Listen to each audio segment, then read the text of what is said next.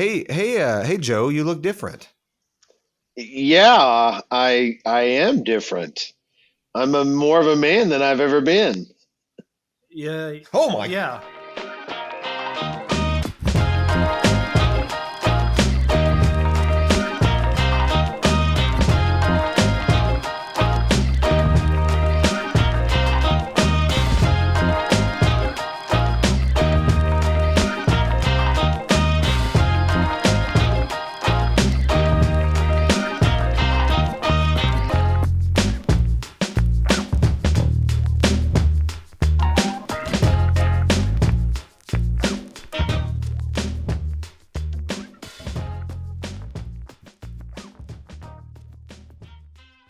And then the theme song will play. All right, that's it. Okay. Are you going to say the theme song will play? Because that takes a little Theme bit of song the will play. What's professionalism the out theme song? of it. Sorry.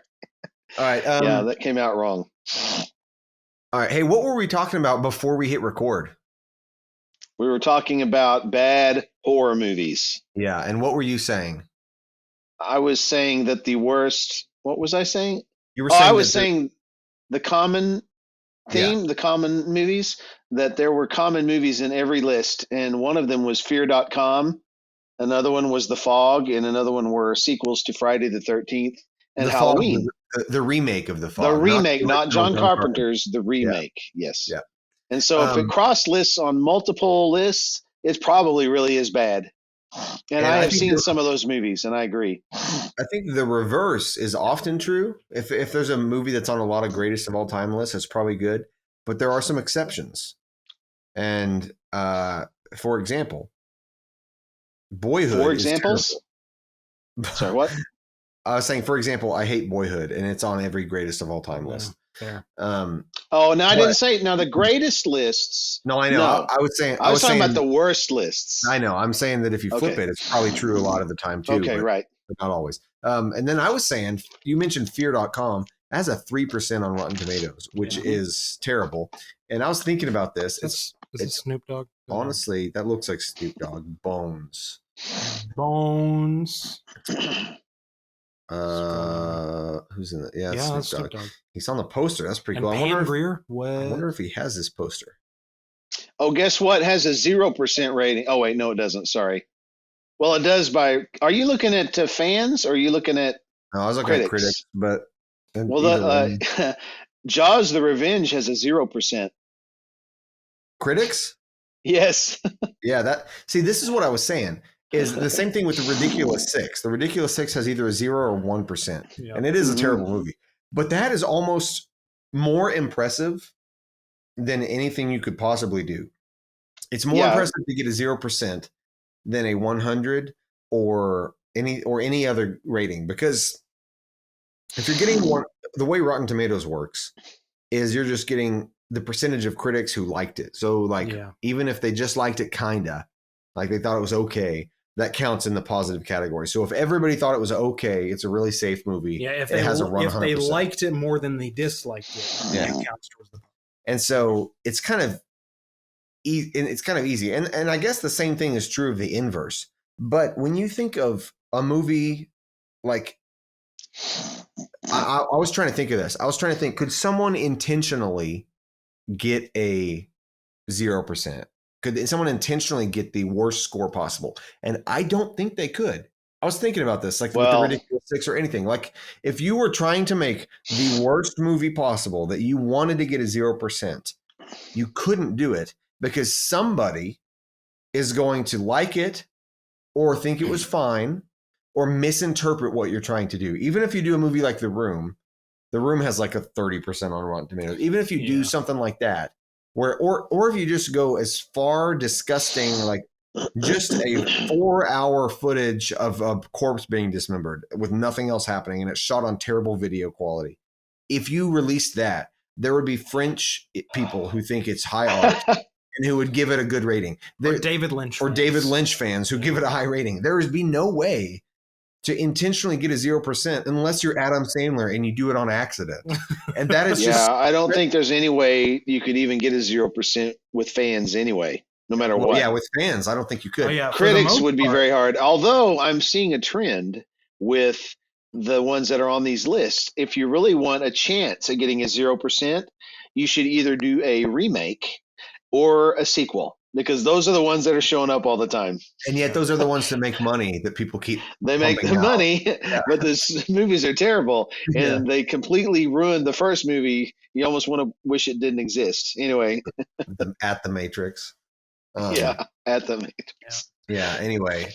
But what are we talking about today, boys? Today we're talking about slasher movies. Oh, Joe, slasher movies. That's Classic right. Slasher movies. Joe, can you give us a definition? Oh, wait, also, Joe, welcome back. Hey, thanks. I thought we were going to talk about scary movies. I'm sorry, I forgot slasher movies. Oh, That's okay. I can change my mantra. Well, yeah, I was going to be a little more specific and just kind of focus on the big slashers, but it's spooky month, so we can. I would like to we know want to talk about the spookiest slasher movie. slasher movies. Yeah, Halloween. gotcha. That's right. So Halloween is in a few days as of this episode release. It might be today, actually. Let us know in the comments below. You're right. All of your subscribers can give you feedback. Yeah, Preston and Paul Martin. But we, anyway, we're talking about slashers. We can branch over into other spooky stuff too. But Joe, can you give us a definition of what a slasher movie is and some examples? Officially, no, but I mean it's any kind of horror movie, most of the time non-supernatural, that focuses on the main antagonist or whatever's evil that's encroaching on the protagonist, being that of a serial killer or a maniac, bolstering a weapon, usually an axe or a knife or a machete or whatever, or a knife glove. Like there are many times they change a lot throughout the different iterations, but movies like Halloween, Nightmare on Elm Street, Friday the 13th, Texas Chainsaw Massacre, maybe. I would throw it in that camp, maybe. Scream, yes, which we'll get in that territory later. So that's a general gist of the genre. Yeah, and slasher movies are fun because they were a huge trend for a long time, and then they died, and then they came back, and then they died again, but they're still going, but they should stop. And it's funny because many slasher movies are about serial killers or murderers invading a home. And the only reason that's the prototype is because that's what Halloween is. Halloween kind of set the standard for what a slasher movie is. John Carpenter wasn't trying to do that, but he did. He's the guy who didn't care. But we can talk about our rankings for which ones we like and which ones we don't like. But that's a good general working definition of a slasher movie. Yeah. Usually a guy with a knife trying to kill a babysitter, riffs off that. I would like to say, although those have kind of fallen out of style in the past 2 decades, I would say is probably a pretty good timeline. They're not really popular anymore. They haven't been popular in the same sense that they used to be whenever they during their first inceptions. But I will say they popped up at, I think, peak time for them to exist. Yeah. In the 70s and 80s, the world was still, at least the Western culture, America was still very, hey, kids, go outside, play around, come back when it's dark, don't get into trouble kind of mindset.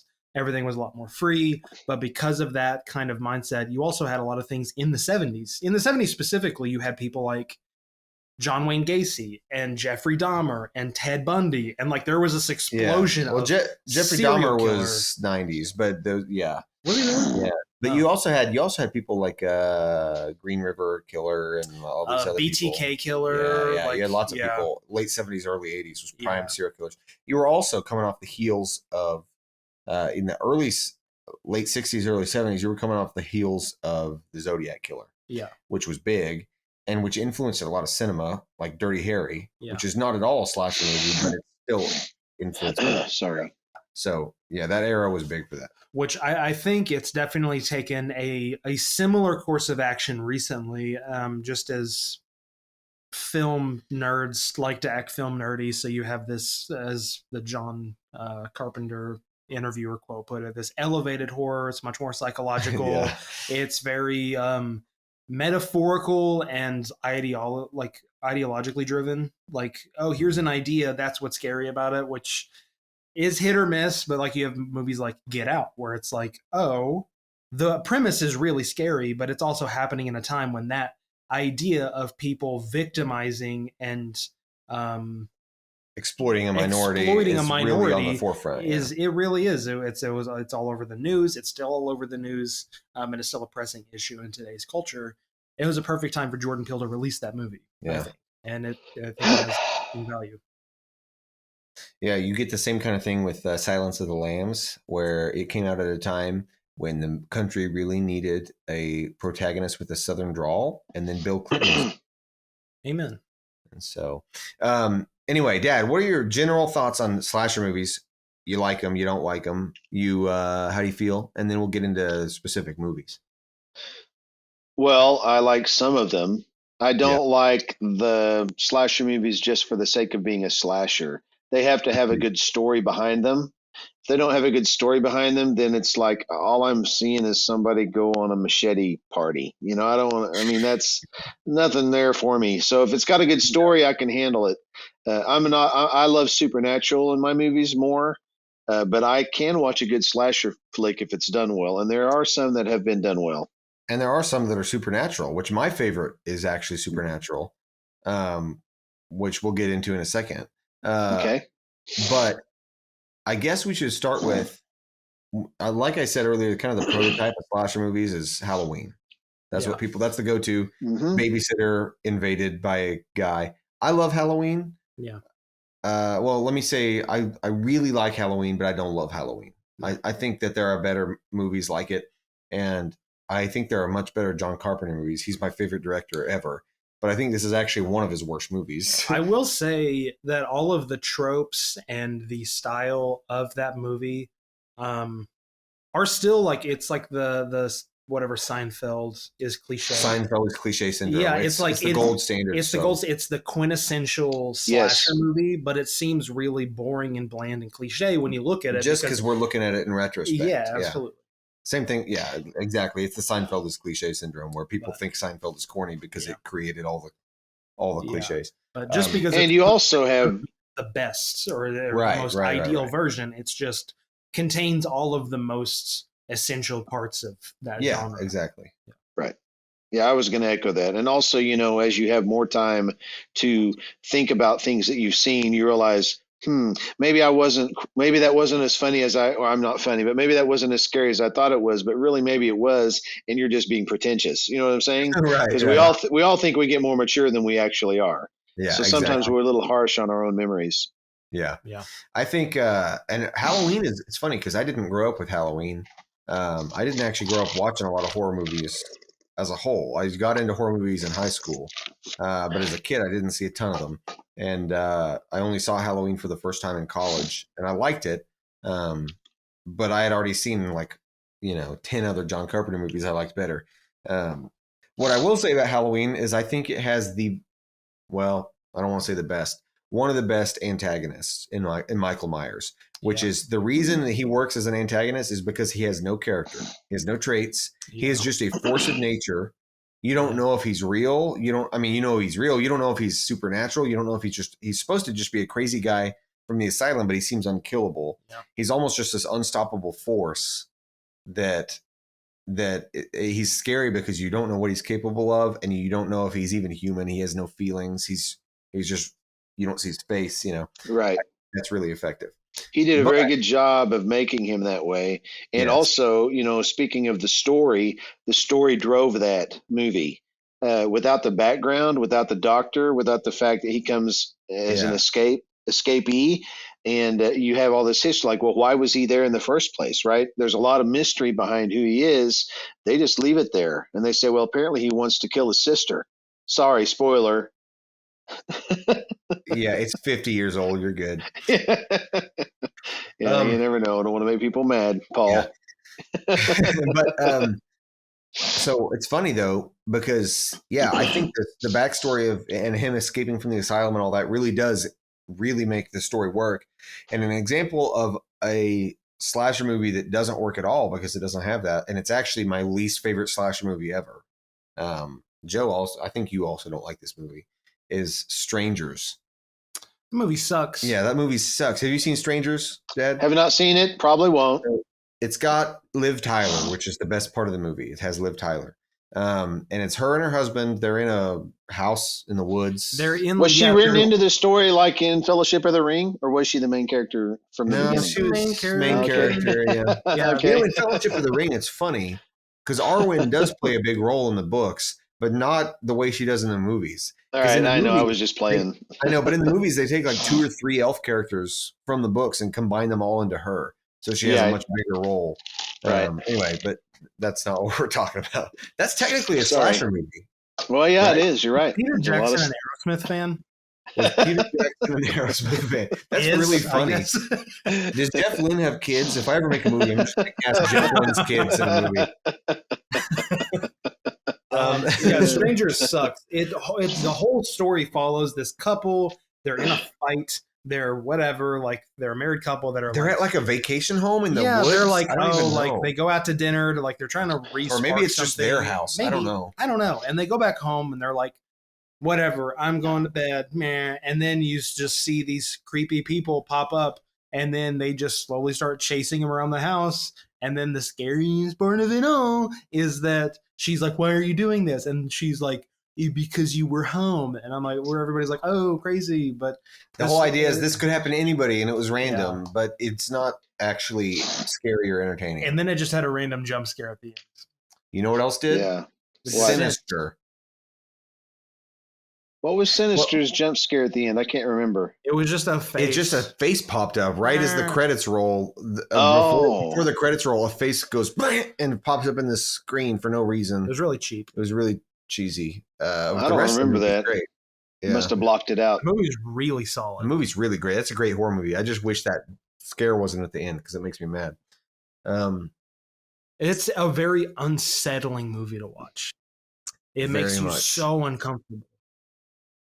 We need to talk. Well, we're getting off track. You're right. I finally watched. Well, we're getting off track. Back to slasher movies. Yes. I'll tell you one of the slasher movies that I really do not like, that a lot of other people do like, was Child's Play. I thought that was a stupid movie. I forgot about Child's Play. That's fair. that is you're right. That's a slasher. I've never seen it, so I can't give. I thought it was stupid. I'm like, it's a doll. Stop. Okay. It feels really gimmicky. It feels like it was coming into a lot of really goofy ideas that were being thrown around. It was tying in a lot of tropes. I'm like, ooh, let's make it a creepy doll. I'm like, but it was a serial killer commits a demonic like ceremony so he can put his soul into a doll so the police don't catch him and incarcerate him. And then the doll has the soul of a serial killer, and then he gets purchased by a kid, and then he's torturing the family. It's directed by Spider-Man. Tobey Maguire? No, Tom Holland, but it's a different Tom Holland. Okay. It's the Tom Holland who directed Psycho 2. Oh, he's from Poughkeepsie. Psycho 2, which I don't think was as good as Psycho. Anyway. Anyway, I have never liked that movie. It may not be the worst slasher movie I've seen, but I just couldn't buy into it. Again, the story has to drive it for me. So yeah, there's a lot of them too. There's like 4 or 5 of them. Yeah, they made a lot of money off of that. So good. They for them. rebooted it recently, a couple years ago. Child's Play is just Toy Story for people who aren't married. Yeah. Child's Play is Toy Story for Hot Topic girls. Yes. So, all right. We talked a little about Halloween. It's good. By the way, I was going to comment about Halloween too. Go ahead. I mean, not two, just Halloween. The cinematography in that movie, I really liked. I liked the way that they made the town look, and they really put you into this town at Halloween with the wind blowing and everything. It was that whole feel added to that movie and added to the story, which made it so cool. I agree. They did a great job with that. And what's funny is that movie was so low budget when John Carpenter made it, and so just like so when I think of that movie, I think of fall. I think of fall streets, trick or treating, and Halloween night. But that's not at all how they filmed it, because they filmed that in like, I don't even know what time of year, but it's in LA. It's not fall at all. They have they have bags of fake leaves that they're throwing into the frame as they're filming. And so if you watch that movie, you look in the background, all the trees are green. They have all their leaves, but there's still leaves blowing in front of the camera. But I believed it when I was watching the movie. I said, this feels like fall. Yeah. Exactly. Yeah, I agree. Yeah. What were your thoughts on the second one? Huh? The second Halloween yeah. I haven't seen, but I've seen Halloween 3. Oh, was that You talking about the return? Halloween 3? That was the It was one the with return, and then it was the revenge. I thought the return was okay. No, Halloween 3 was the one you showed us. That's the one with the witches. Revenge was the fourth one, right? I liked the third one that didn't have Michael Myers in it. I'm in the few minority. I don't think I like the third one very much. I wish it just was not called Halloween. Well, this is what's interesting. I learned this today. Did you know that John Carpenter and Deborah Hill, which is the producer, their original vision for Halloween was he directed the first one, right? And they were thinking that the franchise, like the sequels, would just be an anthology series where every movie is completely unrelated and it's just a spooky story about something that happened on Halloween night. So that it's a franchise that can go on forever and just not have anything to and just be different genres of spooky stories that take place on Halloween. And that's what they wanted to do. But the studio was like, no, you need to make another Michael Myers movie. And so that's why Halloween 2 happened. But then Halloween 3 happened. They finally got their way. It wasn't John Carpenter really involved anymore. I think he might have been a producer. But they finally were like, okay, we'll try the other story that's unrelated. And then it wasn't very successful. So they went back to Michael Myers. But I will say that the third movie was a little cheesy in parts, but the story I thought was very cool. Yeah, the idea. I think the idea was good. I just think it could have been executed better without with awkward sex scenes. Yeah, I think considering that they, with the new Halloween franchise, they retconning everything post original Halloween. Yeah, they are. It's just they're direct sequels to the original. What would have been a smarter decision at this point, in retrospect, was to do that. Halloween 3 is Halloween 2, and then it may, regardless of how it was received, keep that trend of now you can do whatever you want, because Halloween 2 kickstarted that. Yeah, I think it would have been a much smarter decision. Yeah, I agree with that.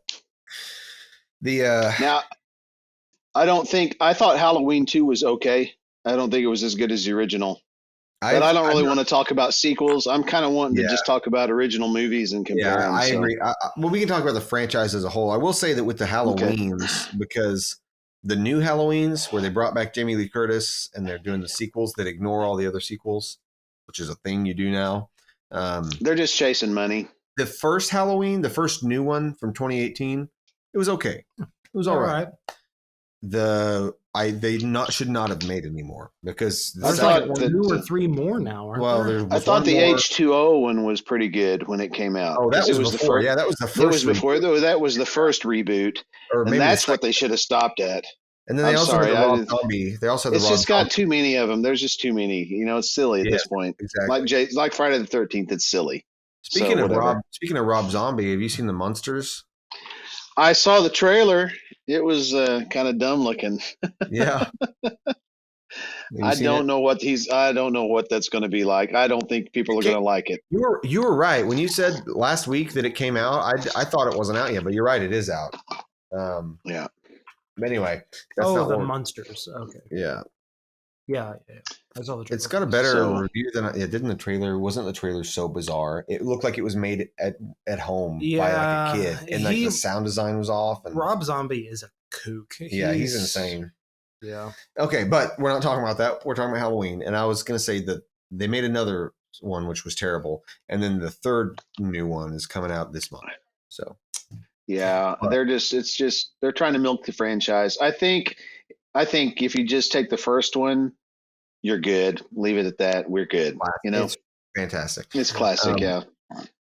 The first Halloween, the first big studio Halloween ripoff came 2 years afterward in 1980, and that was Friday the 13th. So let's talk about that for a second. Okay. I'll start. I remember when that came out, but go ahead. I mean, I was a kid when that came out. No, yeah. And 1 sec, hold on. So I was saying the first 2 years after Halloween was the first big budget ripoff, and that was Friday the 13th. And it was different enough that it's its own thing. But I think of the 3 main franchises, which the third should be obvious, we'll get there. Of the 3 big ones, I think that Friday the 13th is the worst in terms of just the original movie, because I've seen none of the sequels to really any of them. So I'm not talking about the sequels, but The sequels all got stupid, so it doesn't yeah, really matter which one. Yeah, I think the third series probably had the best sequels. But Nightmare on or not, that's the third one. Friday the until they 13th. did Freddy versus Jason, and then it was just stupid. Oh, then it gets stupid. Yeah, yeah. I mean, Yeah, once you start crossing the streams, it's like Alien versus Predator, which actually was yeah. that a good movie? I It watched was all an these when I was unnecessary like 10. movie. I don't Really, know. it was just it was made up in some boardroom that said, I wonder who would win a fight between a predator and an alien. I don't Yeah, know. Let's put them in a movie." That's exactly what happened. and you just described the entire 80s. Yeah. I Yeah, wonder what would happen if Rocky fought Mr. T. You know, I mean, yeah, right. yeah, A vegetable gremlin. yeah, yeah, a lightning gremlin. Anyway, so Friday the 13th is good, but it is not great. And honestly, of the three, it feels like the lowest budget. I don't know if it was the lowest budget. It feels very low budget. It feels kind of cheesy, and some of the acting is atrocious. Yeah. I mean, especially the main girl with the bad haircut. What's her name? Is it Annie? I don't know. The girl who's last. She is a terrible actress, absolutely terrible. But the atmosphere of the movie itself, I loved. It really puts me in the Halloween spirit, like the creepy rainy night, secluded on a campground, and you're getting these POV shots of the killer going around and killing people. I thought was brilliant. I loved all that. And spoiler alert for Friday the 13th. Going into this movie, I knew that the killer was Jason Voorhees. He's one of the famous slasher killers. I had no idea that he's not even the killer in that first movie. No. That all comes from the sequels. Yeah. So that was actually a twist to me, is that the killer is his mom and she's just crazy. Oh, it was a twist to everybody who saw it. I mean, it was like, yeah. I thought that was brilliant. I thought that, wow, that's awesome. And it's a secret that has held the test of time. Because you had no idea. And the only reason it's still a secret is because the sequels make him the actual killer. Yeah. The sequels abandon all that. So when you think of the franchise, you think of Jason Voorhees with a hockey mask killing people. Yeah. There's no hockey mask in this entire movie. Yeah. Not a single hockey mask. And there's no Jason Voorhees except for the thing that might have just been a vision where he jumps out of the lake. Yeah. That was just in her head. Proto Jason. There's no Jason. That's just his mother killing people because she doesn't want the camp to open. And I think that is such a cool. I don't know. I love that. That upped the movie to a whole nother caliber for me. Also, the arrow going through Kevin Bacon's neck is classic. That scene got me. What do you guys think about Friday the 13th? I forgot Kevin Bacon was in that movie. Yeah. I remember watching it. I watched a lot of horror as a kid. I remember this being one of the ones I would watch over at my aunt's house. I remember thinking it was all right, but I also remember all of those low-budget slasher movies, horror movies, B horror movies had just a lot of nudity, and so this did have some nudity. Yeah, yes. and so I just remember having to leave the room and deciding not to come back because that's not where the PS2 is at. So it's been so long since I've seen it. I remember shots. I know the gist. I've heard about it, read about it, seen clips in the time being since then. So I get it, but I don't plan on going back and watching. Yeah, it's worth it. It's honestly, to me, it's a 3-star movie, 3 out of 5 stars. It's all right. I liked the twist. I like the bait and switch they do where the killer, you don't know who the killer is, but the killer drives the exact same make and model car as the campground owner. And so early on, you see the killer kill someone. They pick up a hitchhiker and kill them, one of the people who's going to work there. And you see their car, but not their face. And then later you see the guy who owns the camp and he drives the same car. So you think maybe he's the killer, but they do a bait and switch on you. They just happen to drive the same car. That was cool. It was nice and creepy. I don't have many thoughts other than that. It was just, it's a okay, solid slasher movie. And the sequels are probably terrible, but I haven't seen them. Well, that's good. I remember it when it came out as sort of being a genre twister, because it was the setting, and of course it dealt with the same kind of things that Halloween dealt with. However, it was being set in a campground that was isolated. so that you knew that there wasn't any help coming for anybody. And so it felt like these people were all on their own. And so once you have a killer on the loose, what are you supposed to do out in the middle of a campground when nobody's there? And so that setting made it what it was. I think that's what made it such a popular horror movie, being out in the woods and in the campground by this lake. It hadn't been done a lot before. There have been other campground horrors since then, but that was sort of Yeah. one of the first times it had been That done. was the best part of the movie to me, was that campground nighttime raininess really, really got me. That was very creepy, just the atmosphere. So Yeah. And the twist was nice too. yeah. I mean, so again, the story, like I said, it drove it. The story and the background of the fact that this is a mom getting revenge for her kid who died. Right. Yes. So So that brings us to my favorite slasher movie, and what I think is, of the three big franchises, is the best one. And again, I've only seen the first one, not the sequels. One of the few supernatural slasher movies, Nightmare on Elm Street. Yeah. Which I think improves on the tropes of Halloween and Friday the 13th and others, but makes him way cooler because, one, he's a demon creature. He's a kid who died in a fire, but he haunts people in their dreams. He kills you in your dreams, and there are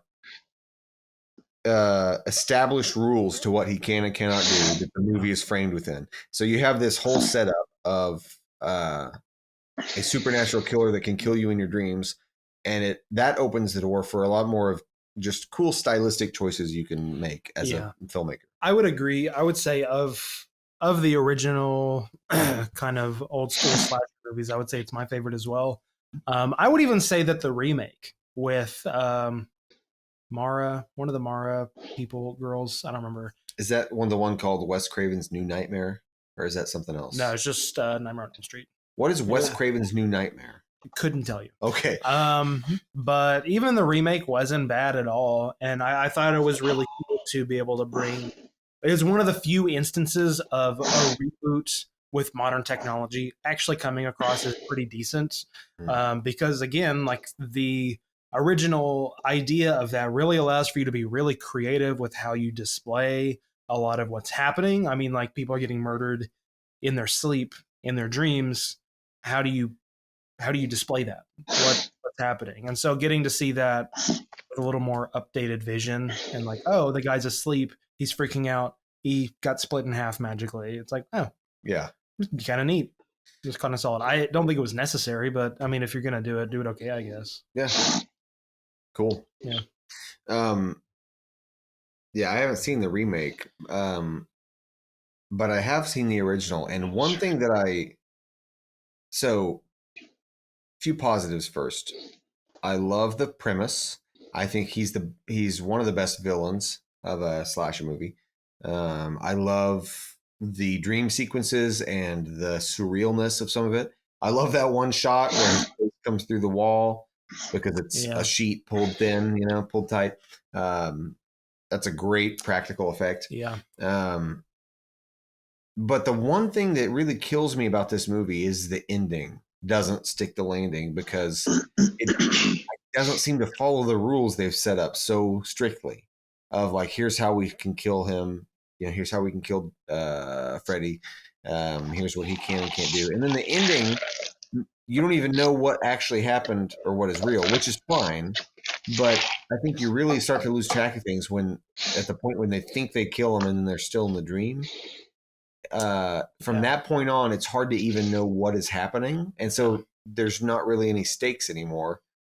Because even once they finally get to the end, they're still in the dream, which is cool in itself. But I remember thinking, at some point, you need to actually bring it back to reality and show us what happened. Yeah. But that never happens. I want to say that's the same trick they pulled in the new one as well. Really? But I don't recall. I also love the obvious dummy that he pulls through the door window at the end in the last shot. Yeah. Anyway, Dad, what do you think about Nightmare on Elm Street? Well, I think that, again, it's the story that makes it worthwhile to watch. I really liked it. Again, the sequels got a little stupid, but they were more watchable than the other sequels because of the dream sequence. The idea that, we talked about in a previous episode about not knowing what was real and what wasn't, that's what makes it creepy. And so they kept doing that, right, with different protagonists, not knowing what was real and what wasn't. So you didn't know, am I dead? Am I not dead? Should I be dying? All that kind of stuff. So it was freaky. But they had that in the first movie, but they also had the backstory, which sort of drove it. Why was he doing this to all these kids, right? You find out, that he's getting revenge on all the kids of the parents who burned him to death when he was alive. Right. And so that was the story backline that helped me get through the movie and give it some substance. So it was kind of cool knowing that story. And then the extra dream sequences kind of adds to it. That's what the other ones didn't have, was the fact that you were inside these people's heads and you didn't know what was going on, if they were really. And even though they sort of, as I remember, when they would do the dream sequence, sometimes things would get kind of floaty. I don't know if you noticed that in some of those, but it was still kind of cool. So I liked him. But, I remember seeing a scene. I want to say it was from Dream Warriors. Was that 3 or 4? Nightmare on Elm Street 3 or 4. I will say they get more creative as the movies go on, because the scene involved them, and it's in a dream. He can do whatever he wants. Krueger can do whatever he wants. The victims were hanging around, and Freddy Krueger pulls out the veins from their arms and their legs, and he puppets them around. And it makes me want to throw up. I would want to add that. I've also seen that scene, and I from what I know about the sequels, and I've seen sequels to none of these. Yeah. From what I know about the Nightmare on Elm Street sequels, is that they are by far the best and most entertaining sequels of any of the 3 franchises. Yeah. I think most people think that even though Halloween is like probably the most iconic and best of the as far as just a film, the sequels are the worst of the 3. And most people I've talked to like the Nightmare on Elm Street sequels the best because they can be so creative and they can get weird with the dream sequences, and they're not just doing the same thing over and over again. Yeah. I actually watched Nightmare on Elm Street. I think it was 5. Maybe it was 5 in the theater. Really? Later on in life, before I saw the first ones, just because I didn't have anything to do. I don't know who I went with, but I said, sure, I'll go to that movie. And I remember one of my favorite things shouted out to me at the theater when there was a girl walking naked in a dream. Some guy shouts out, "She's buck naked," and I was like, I remember that. Like everybody heard it and was laughing. This guy was like, yeah. Anyway, and that brought me to another point where if you're going to have a slasher film, you're going to have some nudity. I mean, that's a required element apparently. For some reason, it is, and apparently makes it more watchable. I guess so. And it's funny because in almost every slasher movie, that's another trope we didn't talk about. But if you have sex, you die. That's kind of a trope at this point. That is kind of it. Yeah. The pure people survive. It happens. Exactly. And in, that's literally the trope in Friday the 13th. Is the very first scene you see is back in 1958. Yeah. And Jason kills a couple having sex in the barn. And then in the present day, the mother is killing the kids who sleep together. They even follow the same trope in the 2008 remake. Of Friday the 13th. And at least they're consistent. It's just a slasher trope at this point. Is if you have sex, you die, and it's kind of a horror movie trope as a whole. But to be fair, in real life, if you have sex, you die. That's true. True. Also, if you don't have sex, you die. You also die. Yeah. But that's a good point. That is a really popular trope. Before we move on, we should probably talk about Scream in a second, just because we're talking about Scream. But before we do that, and I want to talk about another movie that's not usually considered a slasher, but I think it's actually the first slasher movie. And if I had to pick, this would be, I think, the best movie out of any slasher movie, but I think it's the first one. It's the prototype, at least. Yeah. And that is Alfred Hitchcock's Psycho. Oh, absolutely. Yes. I think that's one of my favorite movies. And I think it's the prototype to the slasher genre. It's a little different because he's not coming after you. She goes to him. You went to his place, right? Yes, you went to his place, and he's just a serial killer. He's just insane. But it is interesting. I said this to Jill while we weren't recording. Somebody pointed out to me that Psycho and Silence of the Lambs kind of parallel each other. They're over 30 years apart, but they both are about serial killers who are cross dressers, which is interesting. But and I wonder how much of that is intentional because you're kind of bookending the beginning and the end of the slasher era with those two movies. But Psycho is a movie that is very. Now we look back on it and we almost see it as a very simple premise and very predictable.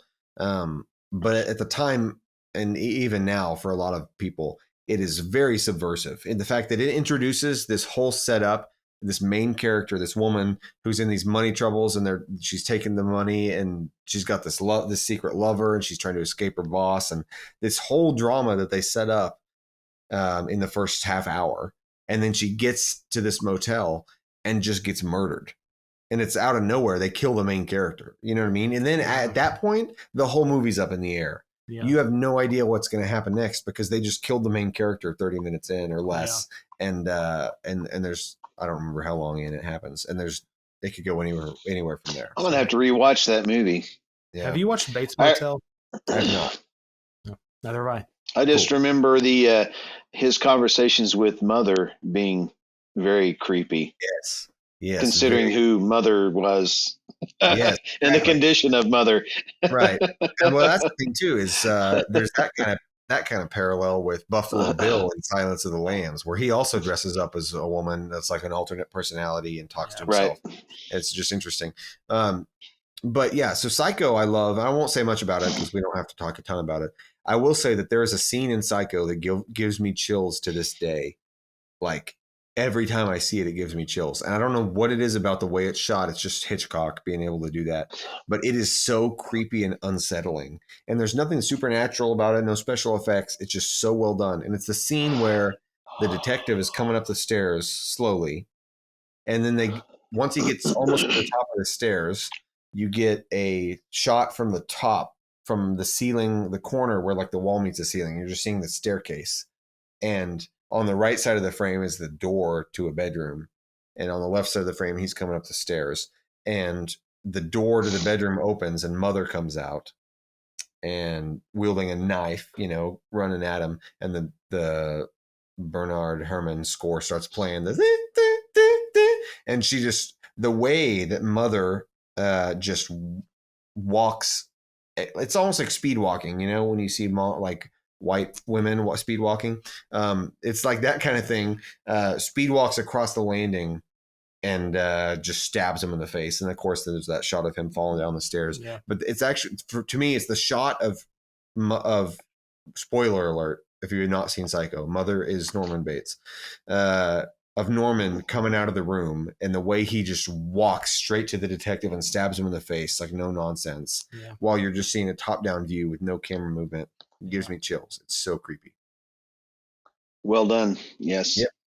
Any thoughts on Psycho before we mention Scream and quit?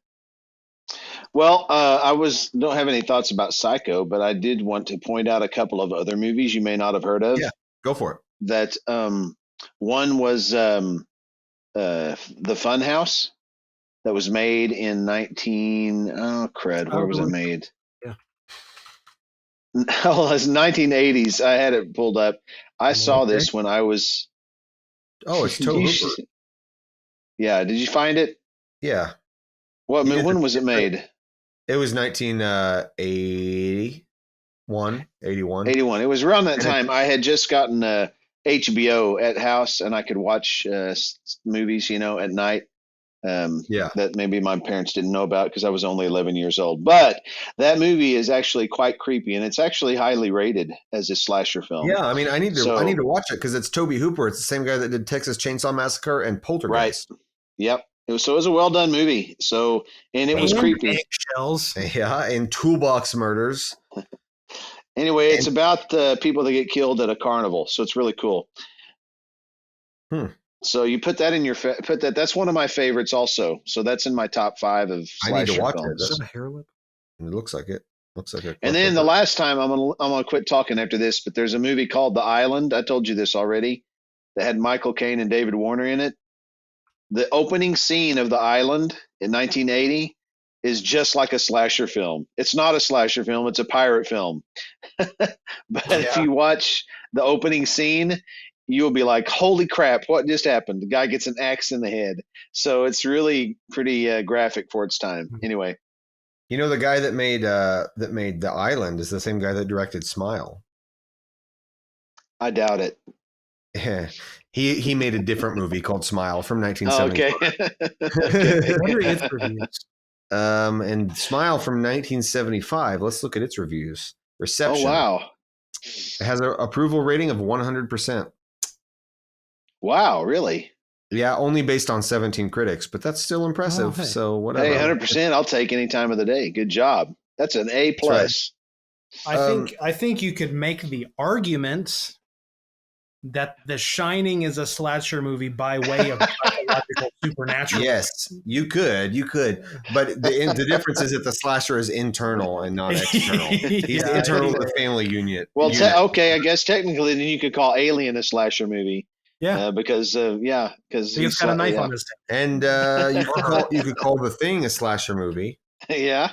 And you could technically, okay, correct me if I'm wrong. Okay. But you could call Citizen Kane a slasher movie. Yeah. Okay. So is there anything that's not a slasher movie is the question. Mad World is not a slasher movie. There are no knives in that movie. Birth of a Nation, yeah. And Mad World. All right. Before we quit, are there any other movies besides Scream we need to talk about? All right. So you want to talk about I Know What You Did Last Summer? I have not seen that. No. Okay, then don't talk about it. Joe says no. Okay. Well, Scream is what year did that come out? Was that 90s? 7? Hold on, I got it pulled up. Scream 96. 1996. What did you say, Dad? Yep. 96. And Wes Craven. Directed by Wes Craven, who famously made Nightmare on Elm Street. And the weird thing about Scream, I just want to talk about it for this reason. It was directed by Wes Craven, and it was meant to be a parody of his own work. It's a parody of slasher movies. It's not meant to be serious. Yeah. It's a parody of. He made one of the most famous slasher movies ever, and now he's parodying slasher movies with Scream. By the way, let me say this real quick. Jump in because you talked about this already. Yeah. On the website I'm talking about, it's describing the movie, and it says, with the birth of the ghost face killer, Craven took audiences on a journey through horror flick fandom, making all too common tricks of the trade a staple for survival.